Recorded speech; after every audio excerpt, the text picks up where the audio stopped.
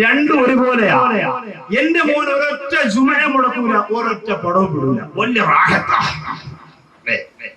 ഇതാ ഇങ്ങനെ ചില മക്കളുണ്ട്. ഇപ്പോഴത്തെ ഈ ന്യൂ ജനറേഷൻ അങ്ങനെയാ. നിസ്കാരം ചെയ്യാൻ മറ്റേ പരിപാടി. ഇത് രണ്ടും ഒരുമിച്ച് മിക്സ് ചെയ്ത് കൊണ്ടുപോകുന്നവരാ. വലിയ പാടാ. രക്ഷപ്പെടുന്ന കാര്യം വലിയ പാടാ. അള്ളാഹു വലിയ വെറുപ്പാ. നമ്മളൊരു കാര്യം തീരുമാനിക്കണം.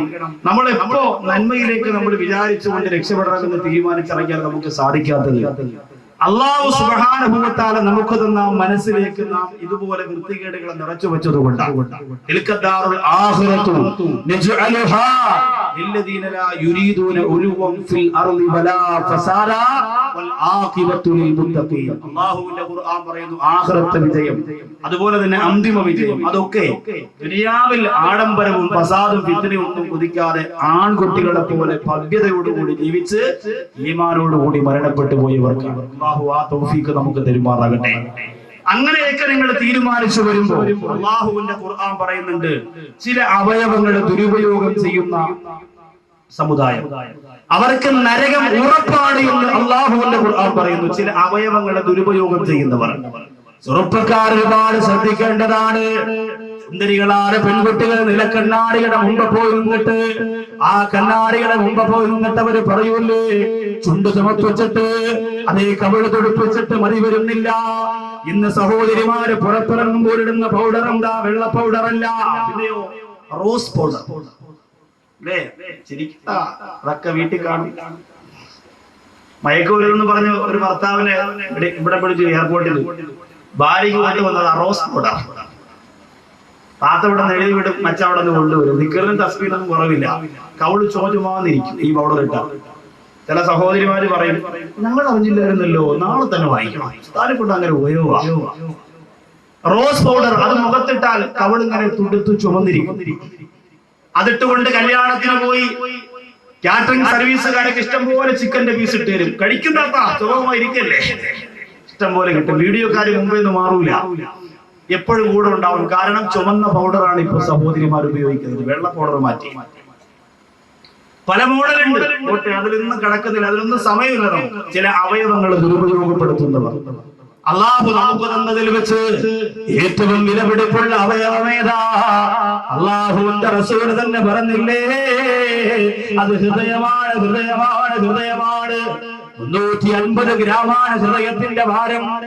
നമ്മുടെ ഹൃദയം അങ്ങോട്ട് നെഞ്ചങ്ങോട്ട് വെട്ടിക്കീറിയിട്ട് ഹൃദയമെടുത്ത് പുറത്ത് വെച്ചിട്ട് തൂക്കി നോക്കിയാൽ 350 360 ഗ്രാം മാത്രമാണ് ഭാരം വരുന്നത്.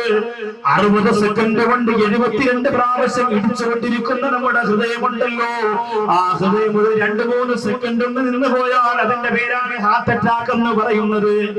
അതിന്റെ പേരാണ് ഹാർട്ട് അറ്റാക്ക് എന്ന് പറയുന്നത്. അല്ലാഹു നമ്മെ പെട്ടെന്നുള്ള മരണങ്ങളെ തൊട്ട് കാത്തു രക്ഷിക്കട്ടെ.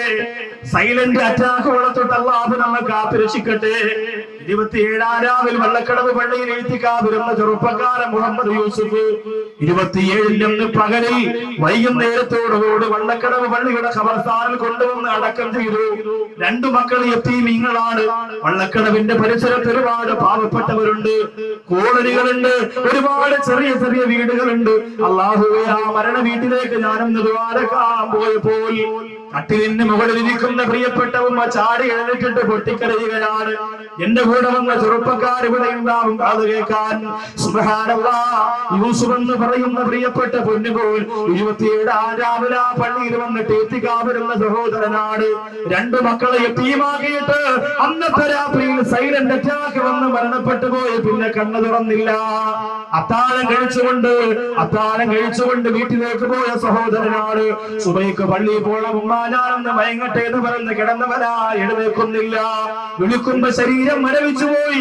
അല്ലാഹുവേ, ആരും അറിയാതെ അടുത്ത് കിടന്ന് മരിക്കുന്ന ഒരവസ്ഥ ഞങ്ങൾക്ക് വരുത്തില്ല. അല്ലാഹ്, കൂടെ കിടക്കുന്ന ഭാര്യ അറിയുന്നില്ല, മക്കൾ അറിയുന്നില്ല. അതാണല്ലോ പുതിയ അറ്റാക്ക് എന്ന് പറയുന്നത്. എങ്ങനെയാണ് പുതിയ അറ്റാക്ക്? എങ്ങനെയാണ്? ആരും അറിയാതെ പെട്ടെന്ന് മരണപ്പെടുക, ആരും അറിയാതെ പെട്ടെന്ന് മരണപ്പെടുക. അല്ലാഹുവേ, ഞങ്ങളെ നീ കാത്തു രക്ഷിക്കണേ അല്ലാഹ്. അങ്ങനെ ഒരു മരണം നീ ഞങ്ങൾക്ക് തരല്ലേ അല്ലാ. ഭർത്താവിനെ പിടിച്ചു കുലുക്കി നോക്കുമ്പോ ശരീരം വല്ലാതെ ഉറന്നിരിക്കുകയാണ്, നെഞ്ചുവല്ലാതെ കൂടിയിരിക്കുകയാണ്. മരണം നടന്നിട്ട് ഒരുപാട് സമയമായി. അല്ലാഹുവേ, ആ പ്രിയപ്പെട്ട സഹോദരന്റെ ഖബർ നീ വിശാലമാക്കി കൊടുക്കണേ അല്ലാ. ആ പാവപ്പെട്ട മക്കളെ യതീമിന്റെ സങ്കടം അറിയാതെ നീ വളർത്തിക്കൊണ്ട് വരണേ അല്ലാ. ആരുണ്ട് സഹോദരിമാരെ മരണപ്പെട്ടു പോയാൽ നാം നോക്കുന്ന പോലെ നമ്മുടെ മക്കളെ നോക്കാൻ ആരാ ഉള്ളത്? നാം നോക്കുന്ന പോലെ നമ്മുടെ മക്കളെ നോക്കാൻ ആരാ ഉള്ളത്? ആരൊക്കെ ഉണ്ടെന്ന് പറഞ്ഞാൽ നമുക്ക് പകരമാകുമോ സഹോദരങ്ങളെ? ആരുണ്ടെന്ന് പറഞ്ഞാൽ നമുക്ക് പകരമാകുമോ സഹോദരങ്ങളെ? അല്ലാഹു പെട്ടെന്നുള്ള മരണങ്ങളെ തൊട്ട് നമ്മെ കാത്തുരക്ഷിക്കട്ടെ. ഇന്നത്തെ പെരുങ്കുളത്തെ മജ്‌ലിസിൽ വന്ന് ഇന്ന് നിങ്ങൾ ചെയ്യുന്ന ദുആ പെട്ടെന്നുള്ള മരണത്തെ തൊട്ട് അല്ലാഹു നമ്മെ കാത്തുരക്ഷിക്കണമെന്ന് നിയത്തിലാക്കി. മാമരുഭൂമിയും ഭരതകാടും തീർത്തവനേ എൻ തമ്പുരാൻ, മണ്ണും മലരും മണവും മധു തീർത്തവന് യാദൽ ജലാല്. മാമരുഭൂമിയും ഭരതകാടും തീർത്തവനേ എൻ തമ്പുരാൻ, മലരും മലരിൽ മണവും മധു തീർത്തവന് യാദൽ ജലാല്. അല്ലാഹുവിന്റെ റസൂൽ പറയുന്നു, ആയിഷ إن في خلق السماوات والأرض واختلاف الليل والنهار لآيات لأولي الألباب. രാപ്പകലുകൾ വ്യത്യാസമാകുന്നതിൽ അല്ലാഹുവിന്റെ അത്ഭുതങ്ങൾ ഒരുപാടുണ്ട്. ബുദ്ധിയുള്ളവരെ നിങ്ങൾക്ക് അത്ഭുതമുണ്ട് എന്ന് അല്ലാഹുവിന്റെ റസൂൽ പറയുമ്പോ ഏറ്റവും കൂടുതൽ അല്ലാഹുവിന്റെ റസൂൽ ചിന്തിച്ചിരുന്നത് ആകാശത്തെ കുറിച്ചാ. എന്തുകൊണ്ടാണ് അങ്ങനെ ചിന്ത വന്നറിയോ? അത്താലി شته رعبا فغدع وغتب دعني تقدم يا حبيبي لا تخف أبصر تناجي ربك الخيوم صلوا عليه وسلموا تسليما.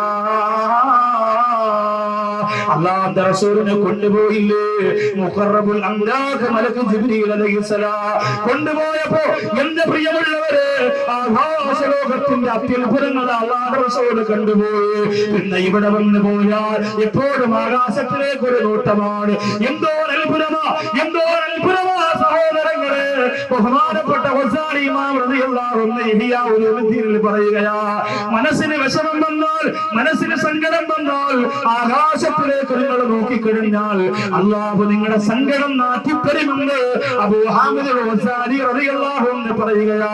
ദുഃഖം വന്നിരിക്കുന്നവരെ, പ്രയാസം വന്ന് തളം കെട്ടി നിൽക്കുന്നവരെ ആകാശത്തിലേക്ക് നിങ്ങളൊന്ന് കണ്ണോടിച്ചു പോയാൽ നിങ്ങളുടെ മനസ്സിന്റെ സങ്കടം അല്ലാഹു മാറ്റിത്തരുന്നതാണ്. അത്ഭുതമേ ആകാശം, അത്യത്ഭുതമേ ആകാശം. ആകാശലോകത്തിന്റെ അനുഗ്രഹങ്ങളായ നക്ഷത്രങ്ങള്, താരകോടികള്, ചന്ദ്രനക്ഷത്രാദികളെല്ലാം അത്ഭുതം തന്നെയാണ്. എന്റെ പ്രിയമുള്ളവര്, ഇന്ന് വരെ നിങ്ങൾ ചിന്തിച്ചിട്ടുണ്ടോ? എന്റെ ചെറുപ്പക്കാരെ എന്താ ചിന്തിക്കുന്നത്? ഫേസ്ബുക്ക് ഓണാക്കി പോയാൽ, നെറ്റിലേക്ക് പ്രവേശിച്ചു പോയാൽ സുന്ദരികളായ പെൺകുട്ടികളുടെ ശരീര സൗന്ദര്യത്തെ കുറിച്ച് ചിന്തിച്ചുകൊണ്ട് സമയം കളയുന്ന ചെറുപ്പക്കാരാ. എന്റെ തലച്ചോറിന്റെ ഉറക്കം കെടുത്തുന്നത് എത്രയോ തരുണീമണികളാണ്. ഫേസ്ബുക്ക് അങ്ങോട്ട് ഓണാക്കിയാൽ നല്ല ഓറഞ്ചിന്റെ നിറത്തിലുള്ള പെണ്ണിന്റെ ഫോട്ടോ, ഫാത്തിമ, സന, ആയിഷ, ഹൊന, അങ്ങനെയൊക്കെയാണ് പുതിയ പേര്. ഈ പേരൊക്കെ ഇട്ടിട്ട് ഇങ്ങനെ അടിച്ച് രണ്ട് കുത്തങ്ങിടും. ഇത് ഏതെങ്കിലും ചിലപ്പോ കൂതറ പെണ്ണുങ്ങളായിരിക്കും. പക്ഷെ ഫോട്ടോ കിട്ടാനാണ് ആർക്ക് പാട്. ഈ ഫോട്ടോ അങ്ങോട്ട് വെക്കുമ്പോ ചെറുപ്പക്കാരിങ്ങനെ ഫേസ്ബുക്കിൽ നോക്കിക്കൊണ്ടിരിക്കുമ്പോ ഫ്രണ്ട് റിക്വസ്റ്റ് ഫാത്തിമ സന.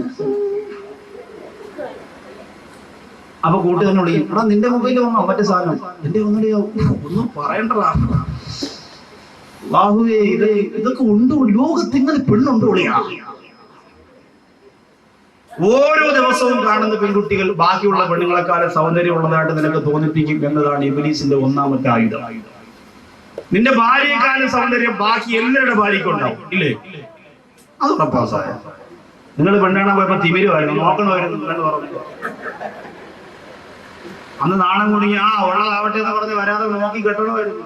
പിന്നീട് കെട്ടിയിട്ട് ഷാനവാസിന്റെ കണ്ടോടാ, ഷംനാദിന്റെ കണ്ടോടാ, എനിക്ക് മാത്രം എന്ന് ദീർഘശ്വാസം വിട്ടിട്ടൊന്നും കാര്യമില്ല. അന്ന് നോക്കി കെട്ടണം. ഇന്ന് പിന്നെ കണ്ണു കാണാൻ പറ്റില്ല, മുടി ഇങ്ങനെ ഇട്ടിരിക്കുന്നത്. ഇങ്ങനെ നോക്കും അല്ലേ? അപ്പൊ അതുകൊണ്ട് എന്റെ ചെറുപ്പക്കാരാ, എല്ലാ ചെറുപ്പക്കാരുടെ ഭാര്യമാർക്കും എന്റെ ഭാര്യക്കാരുടെ സൗന്ദര്യമുണ്ട്. നിങ്ങളുടെ തീരുമാനം അങ്ങനെയാ. അതാണ് ഇബ്ലീസിന്റെ ഏറ്റവും വലിയ ശത്രുത. സ്വന്തം ഭാര്യയുടെ സൗന്ദര്യം അറിയണം. ഈ അപ്പുറത്തെ വീട്ടിൽ പോയി നിന്നിട്ടും ജനാലയിലൂടെ നിങ്ങൾ വീട്ടിലേക്ക് നോക്കിയാൽ മതി. അപ്പുറത്തെ വീട്ടിൽ പോയിട്ടേ രണ്ടാമത്തേലേക്ക് ജനാല തുറന്നിട്ട് നിന്റെ സ്വന്തം വീട്ടിലേക്ക് നോക്കുമ്പോ നീ പറയും, അല്ലോ ഒരു അടിപൊളി പെണ്ണ നിൽക്കുന്നല്ലോ, നിന്റെ വെണ്ണ ഏട്ടു എല്ലാം കൂടെ കിടന്നിട്ട് നീ അറിഞ്ഞില്ല. ഇപ്പൊ അപ്പുറത്ത് നിന്ന് മാറി നോക്കിയപ്പോഴാ സൂപ്പർ സൂപ്പർ. ഇതെന്തേ നമുക്ക് തോന്നുന്നത്? എല്ലാവരുടെയും മനസ്സെങ്ങനെയാണ് സൗന്ദര്യ സങ്കല്പത്തിന്റെ വിഷയത്തിൽ. അവിടെയാണ് നമുക്ക് പരാജയം.